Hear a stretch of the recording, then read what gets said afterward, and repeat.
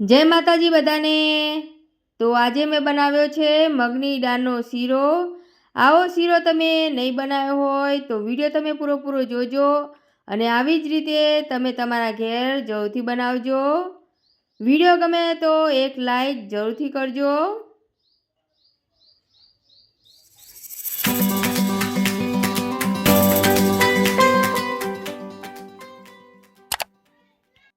મગની દાળનો શીરો બનાવવા માટે એક વાટકી મગની દાળ લઈ લીધી છે। મગની દાળને સાફ કરી દઈશું। કાકરા કેવું હોય એ જોઈ લેવાનું છે। મગની દાળ સાફ કરી લીધી છે તો એક વાટકામાં મગની દાળ લઈ લઈશું। મગની દાળને 2 કલાક સુધી પાણીમાં પલાળી રાખીશું। 2 કલાક થઈ ગયા છે તો દાળ સરસ પલળી ગઈ છે। તો 2-3 પાણી સરસ ધોઈ નાખવાની છે દાળને। વિડીયો તમે પૂરો જોજો અને આવી જ રીતે તમે તમારા ઘેર જરૂરથી ટ્રાય કરજો। આ મગની દાળનો શીરો બહુ જ સરસ લાગે છે। મગની દાળને આવી રીતે ધોવાની છે કે બધા ફોતરા નીકળી જાય। મગની દાળ ધોવાઈ ગઈ છે તો બધું પાણી નિતારી દઈશું અને મિક્સર જગમાં પીસી લઈશું। થોડીક દાળ નાખીને પીસવાનું છે। આ દાળમાં પાણી સેજે નથી વેડવાનું, પાણી વગર જ તે આ દાળ પીસવાની છે। મગની દાળ પીસાઈ ગઈ છે તો નીચે ઉતારી દઈશું। મગની દાળ આવી જ પીસવાની છે। એક વાસણમાં કાઢી લઈશું। આવી જ રીતે બધી દાળ પીસી લઈશું।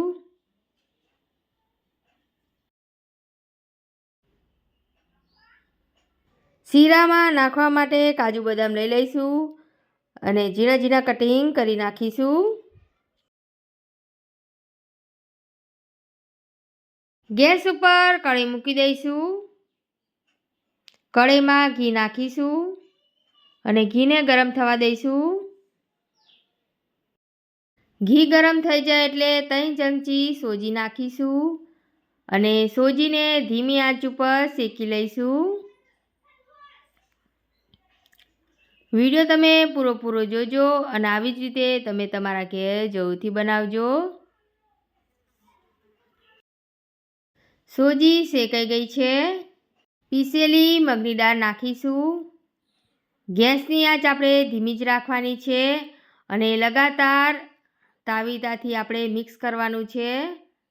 લગાતાર મિક્સ નહીં કરો તો દાળ કઢાઈમાં ચોંટી જશે, એટલે આપણે લગાતાર જ તે દાળને મિક્સ કરવાની છે। અને જ્યારે આ દાળ સરસ શેકાઈ જશે ત્યારે ઘી એકદમ છૂટું પડી જશે અને કઢાઈમાં ચોંટશે પણ નહીં। થોડુંક ઘી નાખીને આપણે મિક્સ કરવાનું છે। 1 વાટકી મગની દાળ લીધી છે તો 1 વાટકી જ ઘી લીધું છે। વિડીયો તમે પૂરો જોજો અને જ્યારે તમે તમારા ઘેર આ શીરો બનાવશો તો એકદમ પરફેક્ટ બની તૈયાર થઈ જશે। મગની દાળમાં પાણી બધું બળી ગયું છે અને એકદમ સરસ છૂટું થઈ ગયું છે। તો 1 ચમચો બીજું ઘી નાખીશું અને મિક્સ કરીશું। ગેસની આંચ આપણે થોડીક ફૂલ કરી દઈશું અને હવે શેકીશું અને હવે કઢાઈમાં સહેજય ચોંટશે પણ નહીં। બાજુની સગડી ઉપર ગરમ પાણી થવા મૂકી દઈશું। પાણીમાં થોડોક પીળો કલર નાખીશું। પીળો કલર નાખવાથી શીરાનો કલર બહુ સરસ આવે છે। પાણીને હવે ગરમ થવા દઈશું। મગની દાળ સરસ શેકાઈ ગઈ છે અને ઘી પણ એકદમ છૂટું થઈ ગયું છે। ગેસની આંચ આપણે ધીમી જ રાખીશું। ઇલાયચી પાવડર નાખવાનો છે। કટિંગ કરેલા કાજુ બદામ નાખીશું અને સરસ શેકી લેવાના છે। આવી રીતે તમે કાજુ બદામ નાખીને શેકશો તો શીરાનો ટેસ્ટ બહુ સરસ આવશે। મગની દાળ સરસ શેકાઈ ગઈ છે તો હવે વધારે નથી શેકવાની।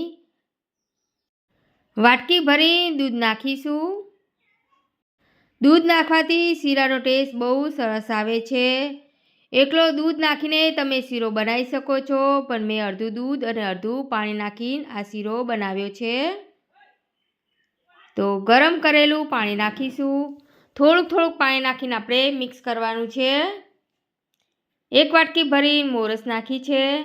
તમે જેટલું ગળ્યું ખાતા હોય એ પ્રમાણે તમારે મોરસ નાખવાની છે અને મિક્સ કરીશું.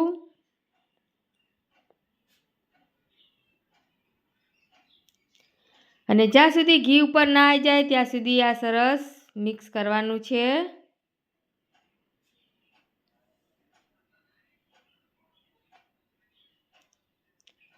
તો ઘી સરસ એકદમ ઉપર આવી ગયું છે અને શીરો બની તૈયાર થઈ ગયો છે.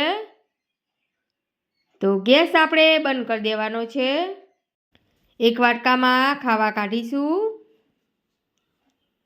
આવો શીરો તમે નહીં બનાવ્યો હોય તો આવી જ રીતે તમારા ઘેર જરૂરથી ટ્રાય કરજો.